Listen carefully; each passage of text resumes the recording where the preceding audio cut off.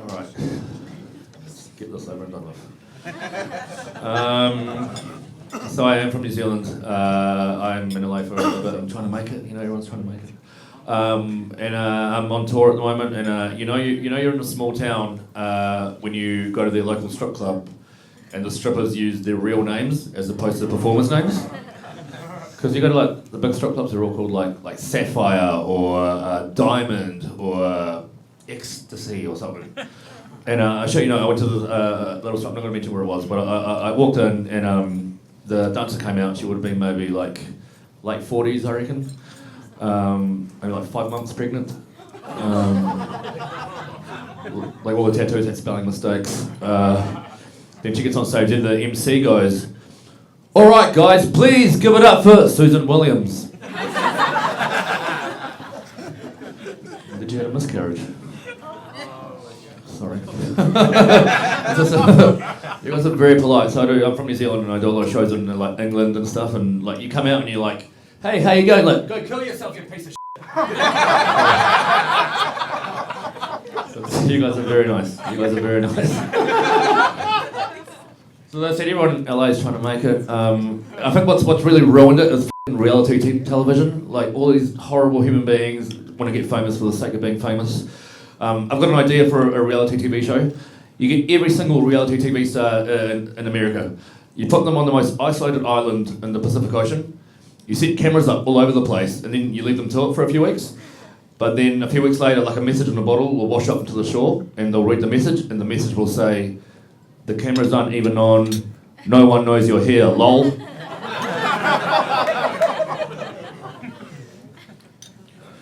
I don't know about comedy. I've got a daughter. I've got a degree. Like I should do something else. As much as I love making $80 a week, I really, I could branch out. So back home in New Zealand, I went to a recruitment company, and I signed in and to try to find a proper job. And you fill in your details and you answer a questionnaire, and then judging from your answers, it tells you what job you're better suited for. And underneath special skills, I put down arrogant and not good at much.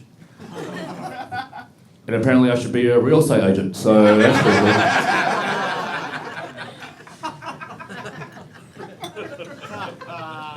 Are there any? I'm guessing it's a very wide audience, so.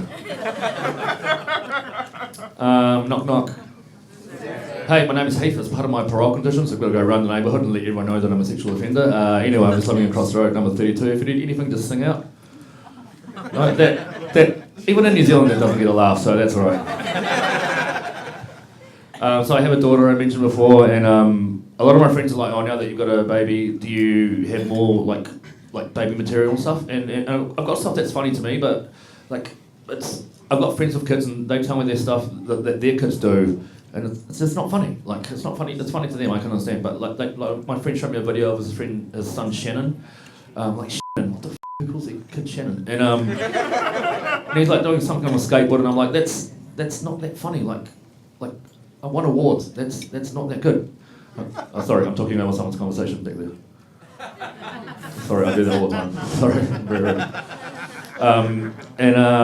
And so, but then the other day, so Freddie, my daughter's called Freddie, she did something that's quite funny the other day, and you guys can judge yourselves. So my mum lives in Wellington, which is the capital city of New Zealand, and I live in Auckland. And I send her photos of my daughter all the time, but I caption them as if it's Freddie talking. So it'll be a photo of like Freddie smiling, and then the caption will be like, "Hey Nana, I can't wait to see you," or like, "Hey Nana, I can't wait to come down to Wellington," like cute stuff like that. But then for like the last 3 weeks, Freddie has had really bad constipation. And oh, everyone's eating. All right. And I don't know if anyone here's got kids, but if your baby doesn't do a poo for 3 weeks, you stress out, right? You freak out. Like even not just your baby, even just like your mate, like your friend doesn't do a poo, like a bump of Molly and a cigarette will do it. To be honest.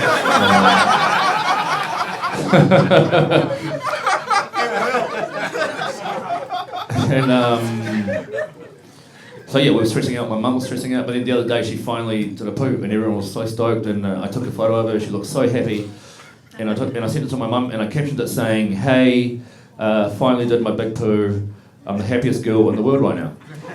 or at least I thought that I sent that to my mum. I accidentally sent it to a lady called Nadia, which is alphabetically underneath mum on my contacts list. You know, Nadia, she's a 6-year-old Cambodian lady who works with my mum, and I don't know why I've got her number on my phone either. and I was like, oh my god, this is so embarrassing. She's gonna think I'm a freak. Like, you know, what if, like, you know? But then I was like, hold on. She'll look at the image. She'll read the caption. She'll put 2 and 2 together, and she'll realise that it was just an honest mistake. I was pretending to be my mum. I was meant to be for someone else. So I got over it. But then the other day I found out that apparently Nadia doesn't have a smartphone, so she's got like a really old like Nokia or something, so she can't receive images. So literally all she can get is just text. So at 5 in the morning on Tuesday, she would have got a message from me, her friend son that somehow has her number on his phone, saying, "Hey, finally did my big poo. I'm the happiest girl in the world right now." I knew something was wrong, but she replied straight away going, "Is everything okay, Cori?" And then I replied back and I made it worse. I go, "Yep, that was meant to be for my mum." So, are there any questions so far? Oh, we're good. So I've got a heart anxiety. I suffer from depression and anxiety, and like little things like I'm very bad at talking to people in real life. I saw my friend in the supermarket in Auckland the other day, and he's like an old friend who I love, but I just don't want to talk to him. And I saw him at the other end of the aisle at the supermarket, and he yells my name out, and I'm like, oh, for f***ing sakes. And I made the fatal mistake where I turned around and go, hey. And so then I had to talk to him, and then he started walking towards me, and it was like a weird thing where I couldn't tell, like, from his body language whether it would be a hug hello or a handshake hello. And the closer he got to me, I was like, okay, he's going to give me a hug. Oh my god, your eyes, f***ing hell. Did he put like 2 contacts just in the one eye or something? Yeah, crazy. Alright, so I'm glad I didn't see at the start of the show. Alright, so the closer he's getting to me, I'm like, okay, he's gonna give me a hug. So I prepare myself to give this guy a hug. But then the very last second, he went to do a handshake. And I panicked, and I didn't do either of those things. All I did was I just put my hand on his stomach, and then I started rubbing it, and I go, "Are you at the supermarket?" And it was, so. Well, but it's also to meet people who are just as messed up as you. Like I was at a cafe the other day, and this dude was sitting behind us, and me and my friend were talking about how it's my birthday on the 25th of February. Then this dude from behind us comes up to my table. He's real excited. He goes, "Hey man, sorry, I couldn't help but overhear your conversation. You said how it's your birthday on the 25th of February. Did you know that it's my brother's birthday on the 25th of July?" And I was like, what the f***? Like, what am I meant to do with it? Like, what does anyone say to that? So anyway, I'm meeting his brother for coffee next week. So I'm going to leave you guys on this. So a couple of years ago, I did a show at the Edinburgh Festival in Scotland, and I got a review that said, Cori Gonzalez-Macuer doesn't look like he wants to be on stage. He's got no energy. He doesn't interact with the audience. He's too sarcastic, and he just makes fun of everyone. And I was like, yep, all right, fair enough. But well, the thing is, if anyone who's seen me before, or if my friends and family came to my shows, and all of a sudden I came out and I was like, hey, like, what are you guys up to? Where are you from? What are you doing? Blah, blah. They'd be like, yeah, Cori's f***ing meth again, so that's what I do. So, but what I did do, I went back down to Wellington, my hometown in New Zealand, and I did a 8-week, very intense improvised comedy course.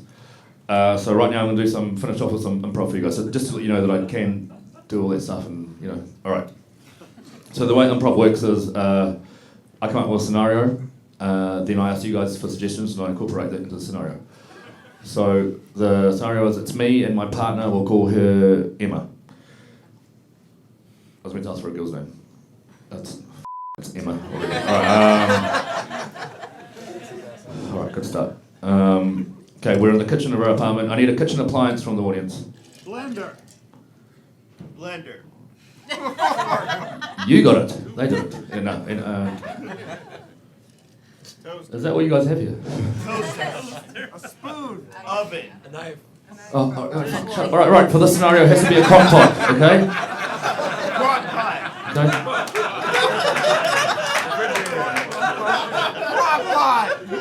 All right. So we and Kelly? Emma. She's not a big part of this, doesn't matter. Okay. So she goes, oh no, I need a type of car. Then you said Honda, I think. So alright, we'll do Honda. Alright, so then Emma. Okay.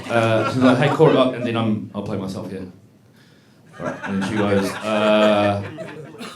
hey Cori, did you get the warrant? The warrant for the Honda? Then I go, I don't need to narrate it. That's me. Alright, so no, I don't think that we need to get a warrant. Alright, next scene. Alright, the crock pot. Oh no, sorry. Crock pot! Sorry, I do two versions of this joke, and the crock pot's the other one. Okay, no, I need a type of breakfast. It starts with the letter P and sounds like Norwich. Porridge. Porridge. Yeah. Okay, we'll give it a go. Alright.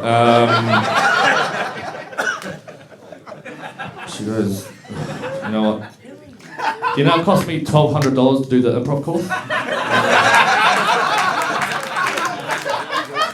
Hey, Hell Satan, have a good night. Thank you very much.